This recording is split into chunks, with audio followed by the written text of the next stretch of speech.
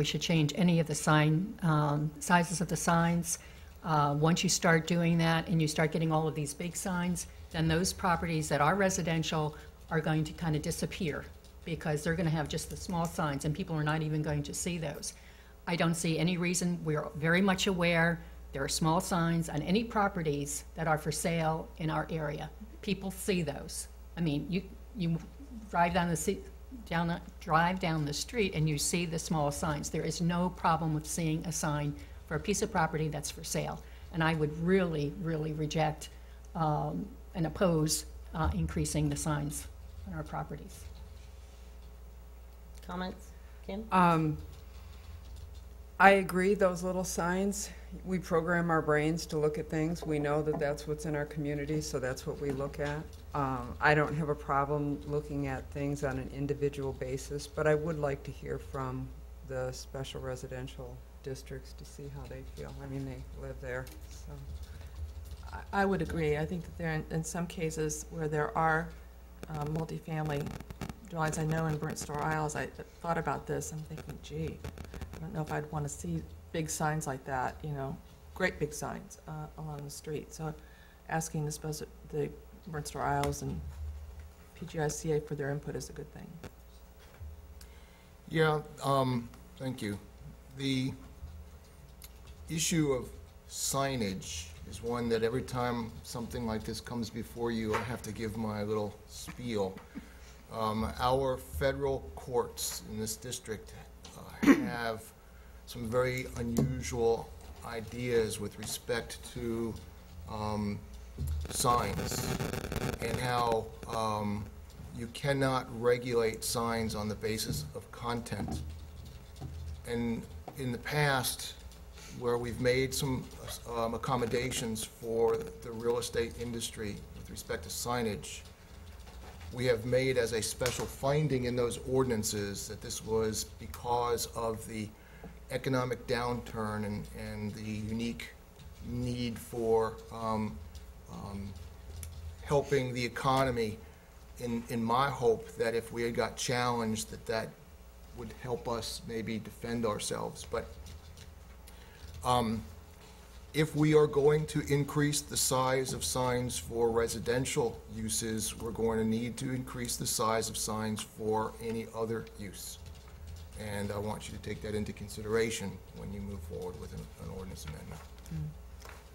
So what you're saying is that if we were to increase it for multifamily, it would have to be increased for all? I think, here's what I've got to say. If the use, if the permission with respect to the sign is based on what the sign advertises, then that's a content-based regulation, which the courts have said is in violation of constitutional rights. So the answer is yes? And the answer is yes. I'm okay But I with want to leaving it explain then. why. In that case, and please don't shoot the messenger. No. In that case, then, I'm in favor of leaving it as we have to. It's no, and we leave it the way it is. They could come forward with a special exception like we heard before, or not. No.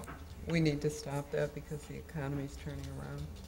Well, the longer we move away from the time that justified the unique change, the more difficult it's going to be to defend it. Not only that, but that special exception was outside Yes. of the SRO. Yes. So that was basically a different situation. Well, but I don't think based that on matters. what Dave, our I'm city sorry. attorney, based on what you're saying, It really wouldn't matter, it no. wouldn't matter Doesn't where it matter. is. No. I'm in favor of keeping it. Yes. Let's leave it alone. Thank Yes, you. we have to. Sorry, no work for the groups to do Thank you for this the time around. clarification. Okay, recommendations from city officers. Howard. I have heard, I haven't heard anything yet. Let me just take a look. Nothing yet on the RO discussion at the Water Authority, so I don't have anything more to add. The next county commission meeting has on there the letter that we're requesting the commissioners send to Swift Mud So, the next county commission meeting is 10th. So we'll probably need to attend that again. But that's not why we have this item on here. We seem to have it on every council meeting. What I want to discuss today is our lobbyist. This is the first time we've had a lobbyist, and it seemed to pay dividends, at least in this occasion. We secured the lobbyist through our contract with Tetra Tech, our design engineer.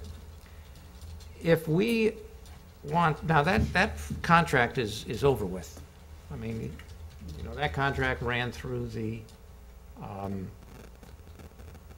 budget of the governor's budget process. Now, the lobbyist continues to work with us on his own, beyond what the contract has. That's his call. We have a couple of alternatives. One, we can just pretty much say thank you, and they did a great job, and that's the end of it. We can extend the contract for a few months with the proviso that we go out with a request for proposal process, a formal request for proposal to secure the services of a lobbyist over time. If we feel that that's the type of service that may be beneficial for us in the future. Not just with an RO project, but there's other services out there, projects, legislation that we've never really gone after, per se, with this type of service. We've always used our state legislators, and we will continue to use them. But we've seen the benefit of what a lobbyist can do. Mm-hmm. But we can't continue to use their service over a long period, if that's what we want to do, without going out for a formal proposal. How would we budget for this, since it Well, wasn't it would be previously based on budgeted? where the projects come from. If it's utility related, utility pays for it. If it's general fund related, general fund will pay for it. So what if we don't have a project? Is this person just on retainer? They will be paid for through a retainer. Okay. That's typically, although it'll be based on what the proposals come back with. We don't know. Okay. We don't know. We haven't actually gone out with an RFP. Well, I was very happy. I think he did an excellent job, and I was happy. I mean, I really felt like I got an education by working with him also on what we needed to do. I mean, we're not. In my discussion at the Florida League of Cities meeting, when we were talking about our local issues and we were discussing funding for the RO, and I mentioned, well, this is the first time we've ever had a lobbyist, there was a lot of reaction from many of the cities in the room. Well, you've got to have a lobbyist. I mean, that's just standard protocol for the bigger cities in Lee County. It's just part of doing business with the state of Florida. So it did work out for us this time. So I would be in favor of going out for proposals to see how creative we can get with it. Yeah, when I look at the list of things that get asked for, it's almost like we don't know what we should have been asking for possibly all along. And I know, Howard, you've said that, well, we were told don't ask, but everybody else does. Yes. And particularly, he helped us with SwiftMud as well, not just with the legislature, because he was at that meeting. Absolutely. And he was helping to guide the conversations there as well. Tom? Yeah, I'm very happy with what Jerry Paul has accomplished for us, and at the very least, I'd like to extend this contract through the end of this SwiftMud negotiation that we're going through, and look beyond that into what we could do in terms of putting a lobbyist on retainer and evaluating what he could do. And we have to keep in mind, we have our own in-house lobbyist over here sitting on my left as well. Believe me, I think that recognizing that if we had a Jerry Paul as our lobbyist, who would then, he would prepare the materials, he would be doing a lot of this other efforts and just giving us the material to sign, I would be good with that. I mean, I think we all would be very appreciative of that. just as a hitchhike on that, at our meeting on Monday with Senator Benaquisto's roundtable, it was clear she was already asking, what is on your agenda for next year? So she's not waiting. And so one of the things that I brought up even with Howard is we need to identify what our legislative agenda is. I don't know if this is the appropriate time, and I can bring this back up later in terms of issues that we might want to consider. But I definitely think that we should go out for RFPs. And we're definitely looking to secure funding for this project ongoing until it's completed. So we need to stay active to keep Yes. that request in the forefront of their mind that, you know, this is a $28 million project. 900,000 is a shot in the arm in the beginning, but we're, you know, every year until it's completed, we're going to make the ask. So, Yep, I agree. Yeah, we built some agree. momentum, let's keep it going. So what I'm hearing is that we were going to go out for a formal proposal process, because there's other lobbyists out there. But we'll see what we get back. In the meantime, do I have the authority to negotiate at least for a month or two more to keep him on board through the Swift Mud process? In my Yes. mind, yes, yes. I would agree. Yes. Can't we just have him, or we have to No, go? no, you can't do that. You can't do that. Okay, We have to go through a formal process. okay. He certainly turned out to be quite an asset to us. He has so much experience. I think Howard has said this, who don't you know? I know. Exactly. He is so I well know. connected. But the other piece is, in terms of extending the contract, can't we do that through Tetra Tech, since that's Yes. where we got, okay, Yes. thank you. so you have your direction? I do. Okay. Thank you. Do you have any other recommendations? No, the next council meeting, we will have some ordinances and for public hearing. Oh, good, I'm so There's disappointed. going to be a lot of them, but some of them are going to be fairly quick. The loop will be on there, all three ordinances, so it's, It's time. yeah, It's been a long time coming. we're actually going to have it on the agenda. Good. Wonderful. Yes. Nice to hear. Awesome. City Attorney, No, I'll save my voice for the next meeting. thank you. City Clerk, Okay, under vacancies, we continue to have vacancies as alternates on the Code Enforcement Board, the Building Board, and the Historic Preservation Advisory Board.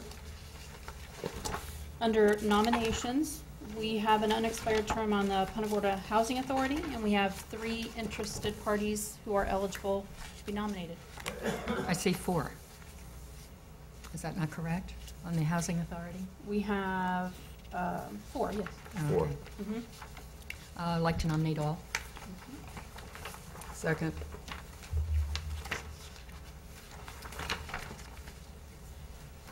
Also, under nominations, we have a 3-year term on the Building Board, and we have 3 interested parties who are eligible. Nominate all? Second.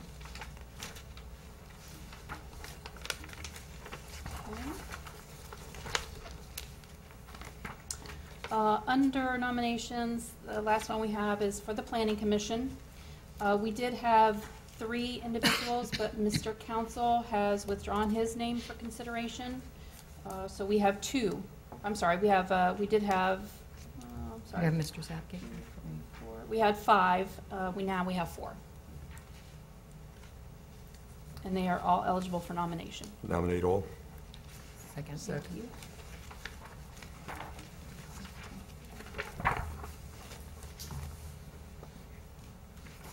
Okay, and then under appointments, we have the Punta Gorda Isles Canal Advisory Committee. We did have 3 applicants. Mr. Gary Guncher has withdrawn his name as a candidate for that seat. So we have 2 eligible applicants. If you would please just vote for one. I have scratched out Mr. Guncher's name on the voting form.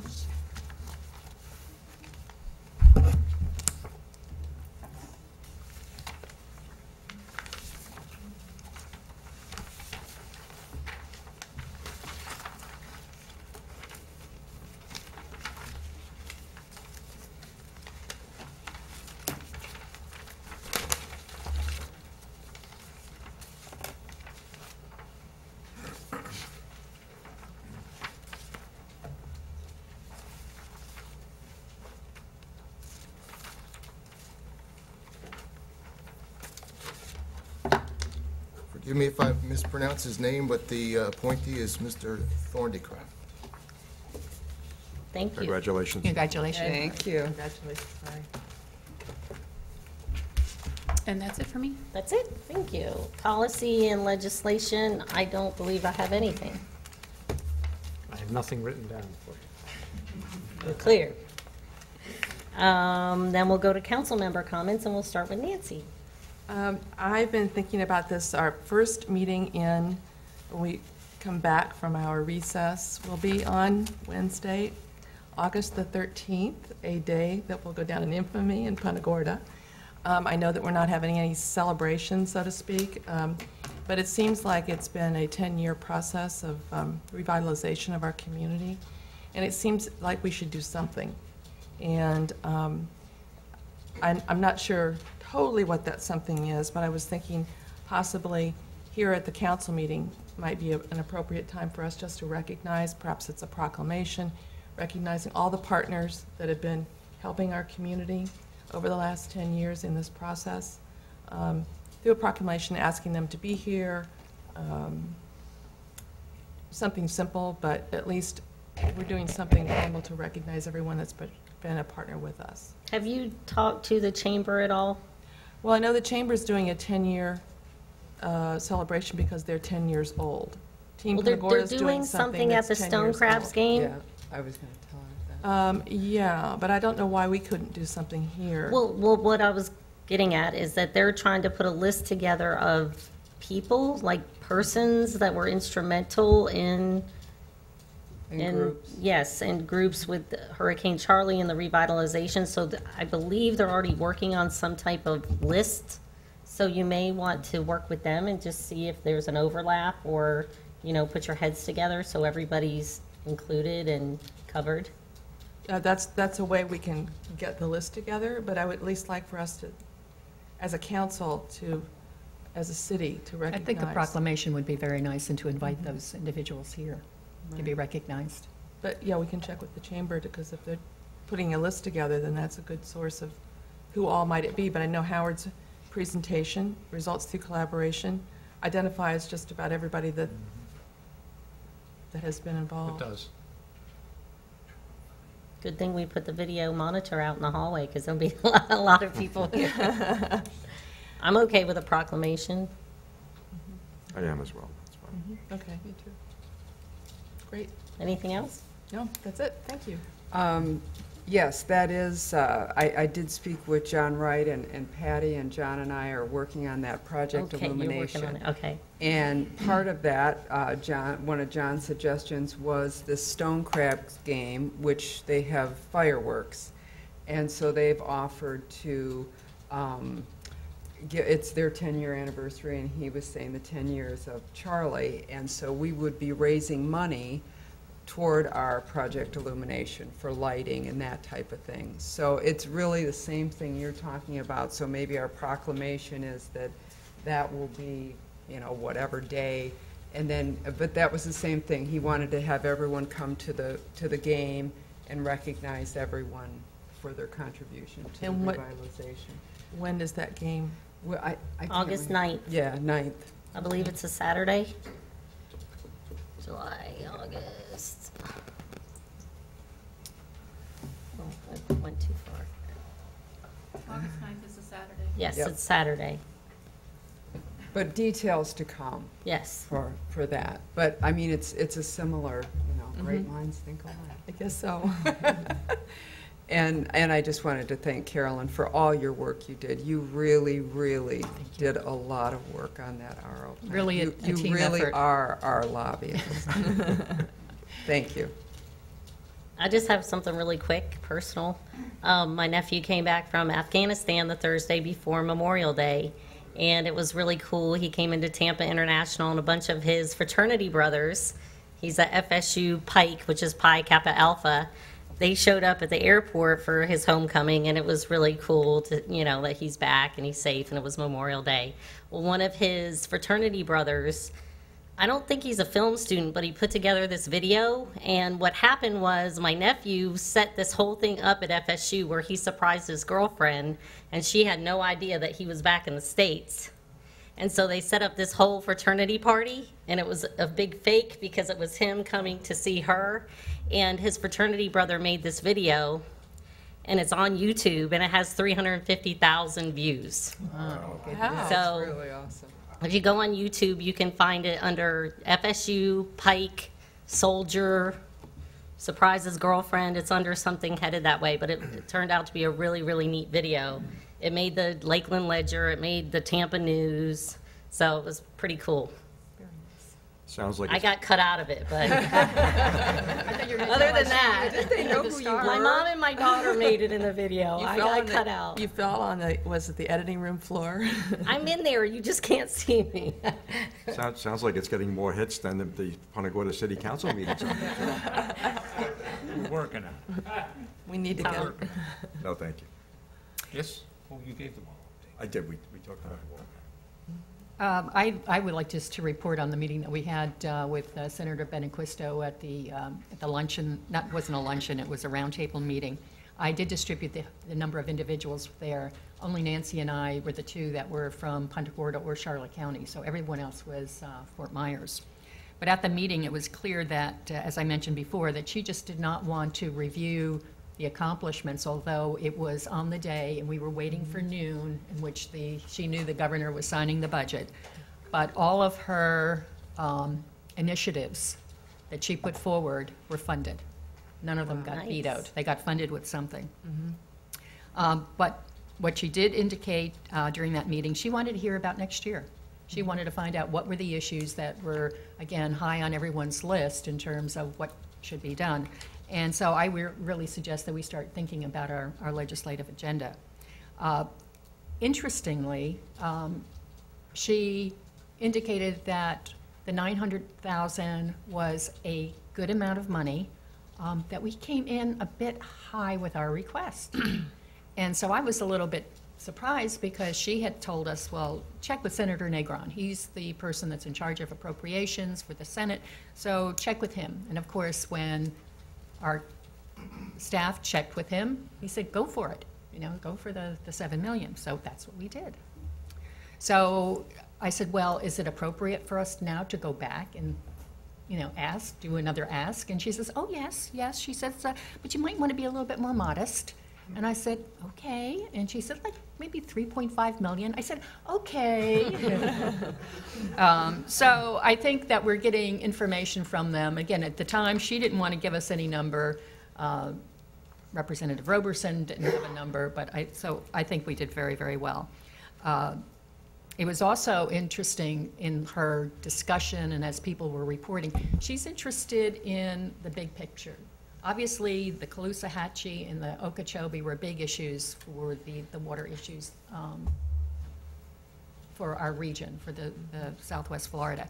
And what she was very appreciative of was all the coalitions that worked together to, again, address that.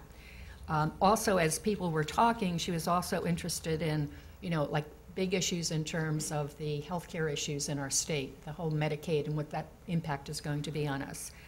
Talked about, person had talked about us leading in terms of our nation as a healthy nation, or as healthy aging, and that would include children who would then, again, look at nutrition, look at exercise, et cetera, so that we're trying to build up the children so that when they become seniors, they have an easier time of it. Public safety was a big issue that was again brought up, and I know that our force has done extremely well here, but obviously Fort Myers has extensive problems. Very interested in the recidivism rate in terms of prisoners getting out and then back in again. So she's looking for people to help identify ways of managing that, and what can then the state do to facilitate that. Youth issues, and I appreciate Kim taking the lead here, and I'm thinking this might be something that we might think about in terms of Punta Gorda. I don't know if you read, but Kim was in the paper this morning with participating in the Coalition for Drug-Free Punta Gorda. I don't know what it's going to be called, but Name to be determined. name to be determined, but the coalition that are going to be working on the drug issues in terms of Punta Gorda itself. So that might be something we might want to consider. Also, yesterday at the luncheon, she also mentioned, she says, does Punta Gorda have any interest or needs in terms of major cultural needs? And I think both Tom and I looked at each other. She said, "No, you can't talk about it here because of sunshine, you know." So but we both, you know, our current Performing Arts Center certainly does not meet the needs of our community. Obviously, that would be a big ticket item, whatever we might think of. So it could not be just funded by the state level, but there might, again, I'm just throwing out some of the issues that, and I think we just need to think about them.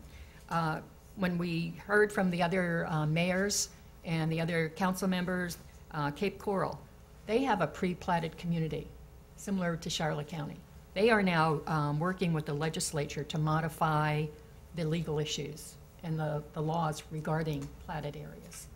I don't know, maybe our county, we don't have that issue, but perhaps our county might want to join with them. Absolutely. We have the opposite issue. If they don't, they should. Pension reform, again, we've talked about that in the past, and this last year, we decided to pull back on any of our other issues because we wanted to focus specifically on our RO. Unfunded mandates, again, came up, you know, what comes down from the state to the municipalities.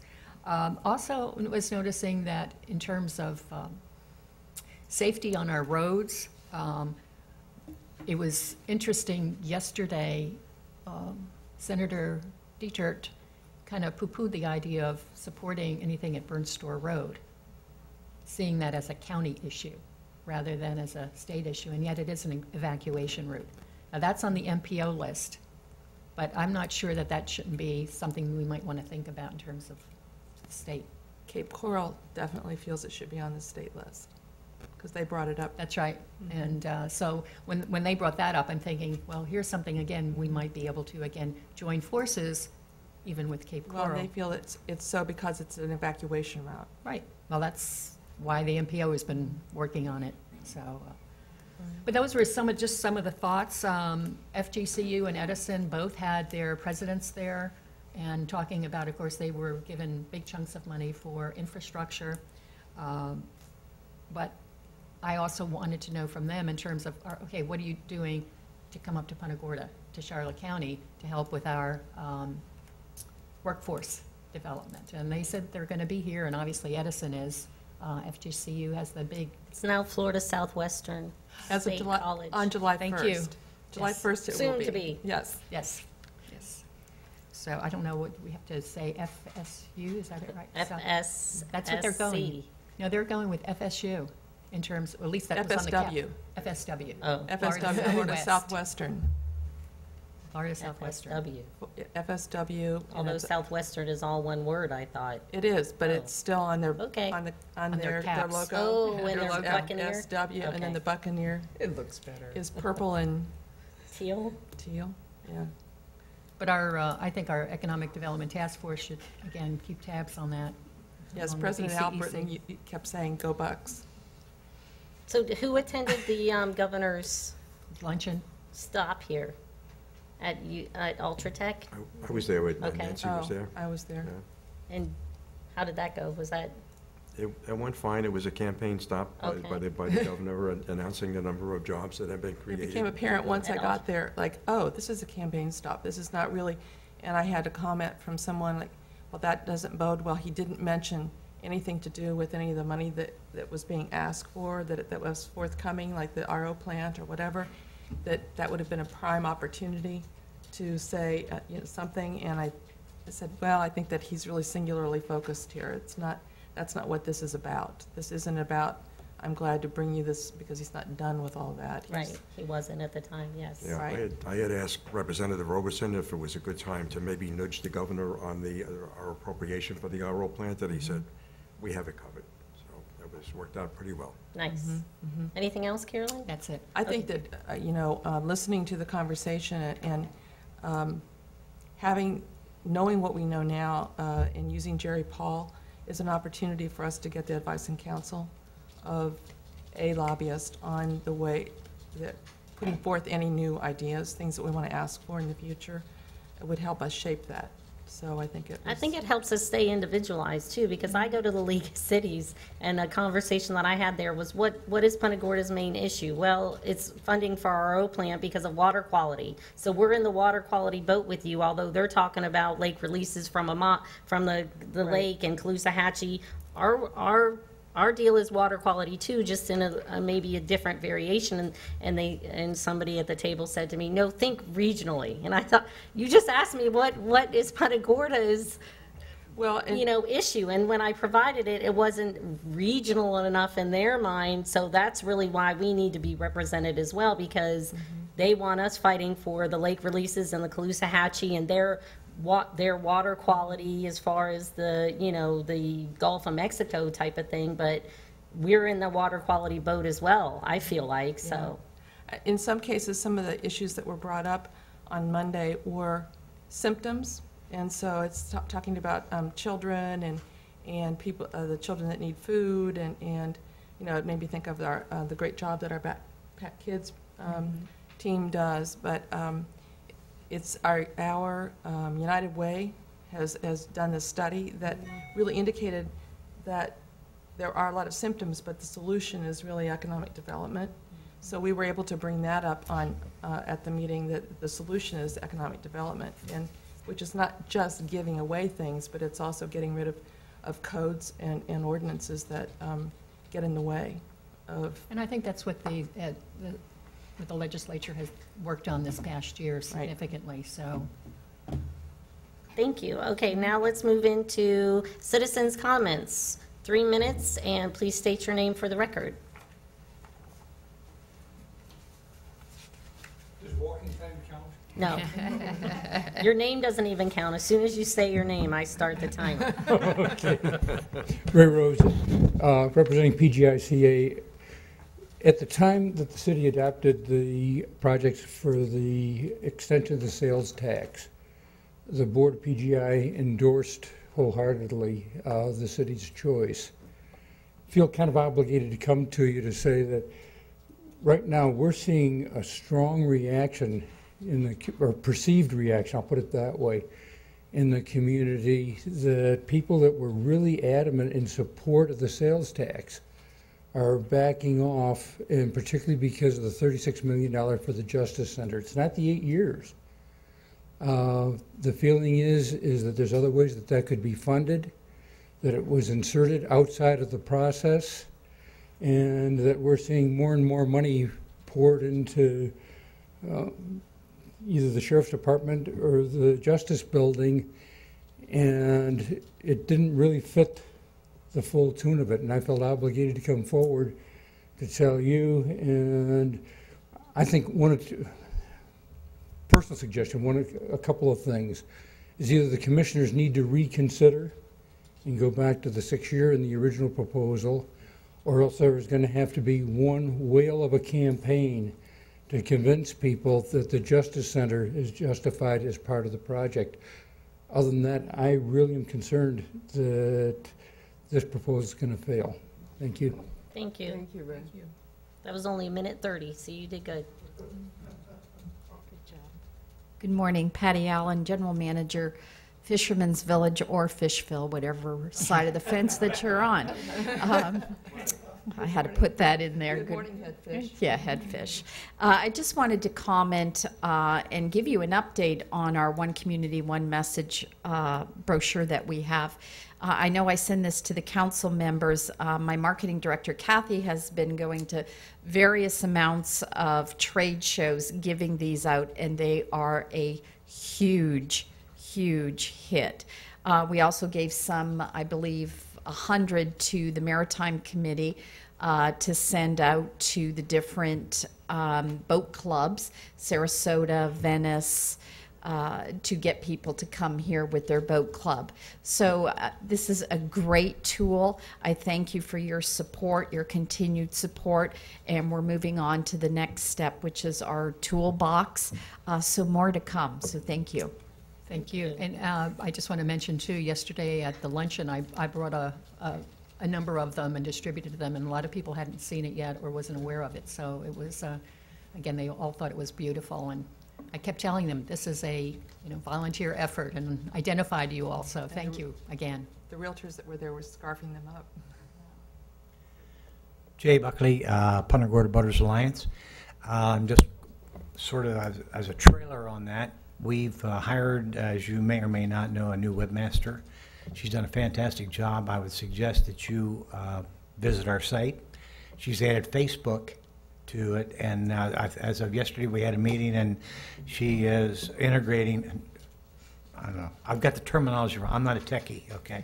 We just wanted it that when you go boat to Punta Gorda or Punta Gorda Boaters Alliance .org, that you don't have any confusion. So you can get right into Facebook. You can go right into all the various hits, progress on the cut through. Everything's there. So if you have a place in your city, I think you do, that refers to Punta Gorda Boaters Alliance, they're going to see a whole different thing. Good, thank you. Thank you. Wonderful.